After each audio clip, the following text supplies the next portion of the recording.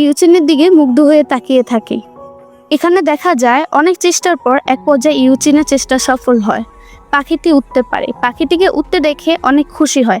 আহত পাখিকে আবার মুক্ত আকাশে উঠতে দেখে ইউচিন নিজের পরিস্থিতির কথা মনে পড়ে। তারপর সে অঝরে কান্না করতে থাকে আর বলতে থাকে, আমি মরতে চাই না, আমি বাঁচতে চাই। আসলে ইউচিনের হার্টে প্রবলেম আছে, সে লাস্ট স্টেজে চলে গিয়েছে। ডাক্তার বলেছিল সে আর 1 বছরের মধ্যে বেঁচে থাকবে, তারপর মারা যেতে পারে। আর এভাবে ইউচেনকে কান্না করতে দেখে ন্যানো আর নিজেকে ধরে রাখতে পারে না। ন্যানো ইউচেনের কাছে এসে বলে, আমি তোমার কষ্টটা বুঝতে পারছি। আসলে একাকিত্ব যে কতটা কষ্ট সেটা আমি নিজেও বুঝি এবং অনুভব করি। তাই আমি প্রায় সময় কান্না করতাম নীরবে।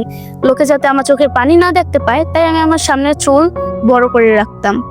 কিন্তু আজ থেকে আমি তোমার মতন নিজের দুর্বলতার সাথে লড়াই করতে চাই। এ বলে ন্যানো কেচি দিয়ে তার সামনে চুল কেটে ফেলে এবং ন্যানো বলে, এই 1 বছর আমি তোমার সাথে থাকবো। ইউচেন তার দিকে অবাক হয়ে তাকিয়ে থাকে আর